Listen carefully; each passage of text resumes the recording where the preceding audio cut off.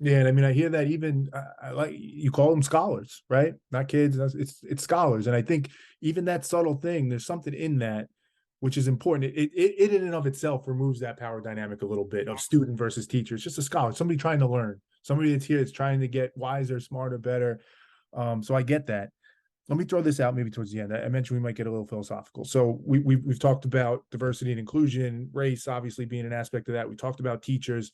To me, what's inherent in much of that is power. We talked about power and control, that power dynamic. And even as you're talking about it for that kindergarten class, where we should be teaching them then how to think, how to problem solve, you can like there's a cost to that, if you will, right? There's a cost to that in that that class may not run as streamlined as it does if we do it the way we did it today, right? When the kids get in the hallway, they might not all get in a line right away and be quiet and be silent and do exactly what's supposed to be done. And I think we as humans thirst for control and power so deeply that we don't want to get, we're not willing to pay that cost. Yeah, I want my kindergartner to think more creatively, to be more of a 21st century thinker, to be a problem solver, but not if he's not going to listen when I tell him he's got to do this or that. How do you think about that? Like, is there an aspect of human nature? And again, it runs through everything we're talking about, diversity, equity, all that. I think at the root of a lot of that is we like having power. We like having control over ourselves and other people. Can we ever really overcome that and get to the place that I think you're working to try and get us to? Um, I always unfortunately screw up his name, but I'm going to try to I get it do right. too. I always get names wrong. Pablo Freire, Pedagogy of the Oppressed. I Oh, think I'm okay. doing Okay. Yep. it right. One of the things that he talks about is in the quest for liberation of oppressed people, the goal is not to now become liberated and become the oppressor. The goal is to become liberated or now hope to liberate others. And I think that it's important for us to not to just imagine what that looks like, but to actually practice it.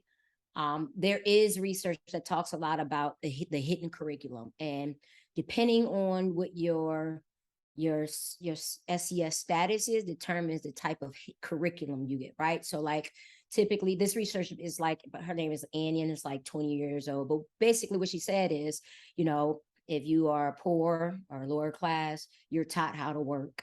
If you're middle class, you're taught how to manage. If Mhm. you're upper class, you're taught how to supervise and run the company, right? And so when you think about how it actually plays out and what the statistics say, there's some truth in that, right? And so to your point, it is really about power. And so the way that I push back is becoming liberated and then hoping to liberate others. I think power leads to greed, right? And because of those two things working and walking together, I think it's also important for folks to understand what that means for themselves. And I think that's where we get there's a that's where the inconsistency comes from, right? How much power do I need? Mhm. Then at what point in time is it greed? And then what is happiness to me? Is it so? There's so many levels to it that um, we're all put here for a reason. We're all put here to solve problems, and I do trust my God in understanding my role in the work. My peace comes from knowing that my purpose and passion and the way that I move is going to be different from others, and that when I encounter someone who is the polar opposite of me, it's still how do I love the way that I would want to be loved and more? How do I love the way that they want to be loved? Which is very challenging. Mhm. But when I get back into those spaces, to your question, at the kindergarten level, where we have to be okay with letting go of power, right? It's knowing as the adult what I know now and what it should be. How do I now dismantle everything about me that is no longer applicable to That's this kid? hard.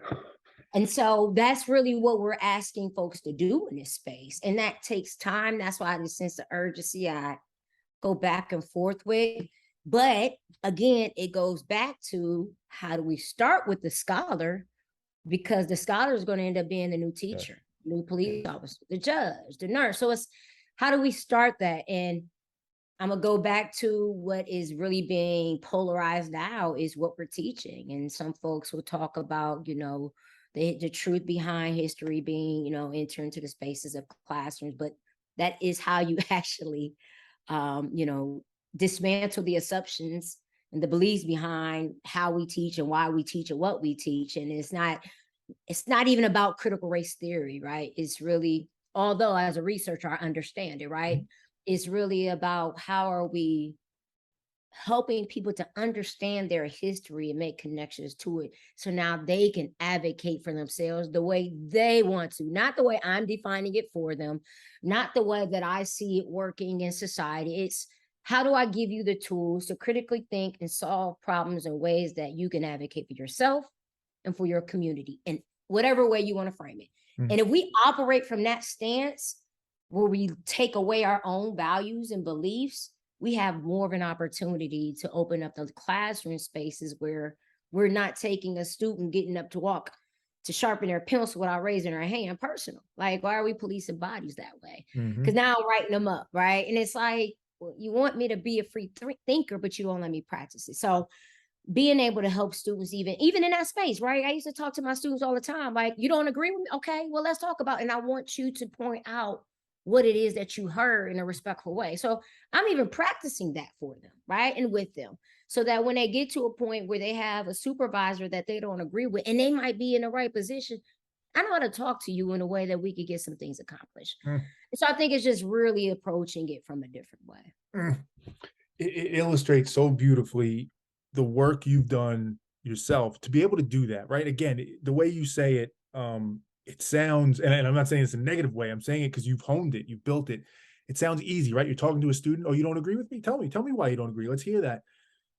For so many people, there's so much insecurity and ego and fear of like, I can't do because I'm in control, I'm in charge, I'm whatever it is, whatever the insecurity or ego issue is that prohibits them, the cognitive dissonance from entertaining the idea that maybe that whatever 8-year-old, 9-year-old, 12-year-old, 16-year-old, don't matter. That other person might have an idea or a thought that I didn't think of that's better than what I'm thinking of, or might Man. to they're so scared so hard because you said before you have to dismantle so much about what you've built up to do that, but the benefits are so great if we can, right? If you just logically step back and think about it, we can get to so much of a better place. And it's just, it's hard. I get it's hard. We're talking about it through this conversation, but I think it illustrates why it's so important.